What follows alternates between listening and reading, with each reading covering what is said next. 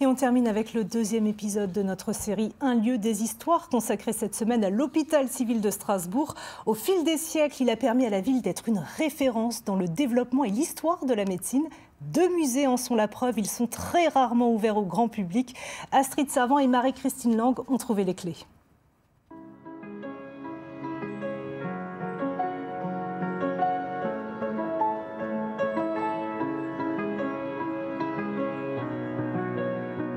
Bonsoir, nous sommes ici devant l'un des bâtiments emblématiques de l'hôpital civil, cette fameuse pharmacie qui, dans sa partie la plus ancienne, date du XVIe siècle. Elle a abrité une vraie pharmacie jusqu'au début des années 2000, mais aujourd'hui, elle y abrite un conservatoire de la santé en Alsace. Quesaco, réponse à l'intérieur. Bonjour. Bonjour. C'est chauffé. Bienvenue au musée. Merci. Seringues, forceps, matériel d'amputation, cette collection a été entreprise depuis 1996 par les Amis des hôpitaux universitaires de Strasbourg. Dans un premier temps, l'idée c'était de récupérer tous les objets anciens qui ont servi dans le domaine médical, justement pour en faire des collections qui permettent de retracer leur historique et puis aussi avoir une vision, une perspective justement à long terme. Sur l'évolution des techniques. Professeur Christmann, ce qui me frappe, c'est qu'il y a énormément d'objets de gynécologie, des spéculums, des forceps. Comment ça s'explique? Ça s'explique par une situation très simple historiquement. L'école de sage-femme et d'obstétrique a été fondée à Strasbourg en fin du XVIIIe siècle, je crois, 1758. Voilà, 1758.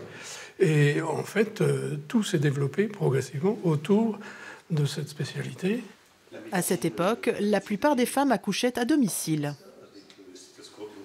La particularité, cette chaise est pliable et transportable auprès des femmes enceintes. Et arrivée sur place, on la dépliait, elle prenait place. Et évidemment, vous avez l'échancrure là qui permettait d'accéder au l'utérus. À 200 mètres de là, un autre musée, celui de l'anatomie normale. Rattaché à la faculté de médecine, cet institut rassemble l'une des plus vastes collections de pièces anatomiques d'Europe. Par exemple, ici, quels sont les différents moyens de conservation? Alors on a des pièces humides, comme vous le voyez, qui sont dans l'alcool, du formol. On a des pièces vernies, des pièces entièrement sèches pour les os. Et on a des pièces incluses pour pouvoir faire des correspondances justement avec l'imagerie et comprendre ce que l'on voit.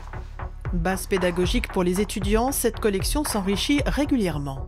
Voici la dernière qui est arrivée ici, qui a été terminée cet été par l'un de nos étudiants. Et ça demande combien de temps de travail, ça? Là, c'est à peu près 2 ans de travail.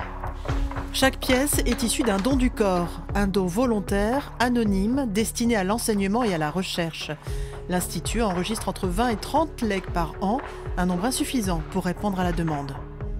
Il y a de tout, il y a de la recherche, il y a de l'enseignement, de la dissection, dans toutes les disciplines.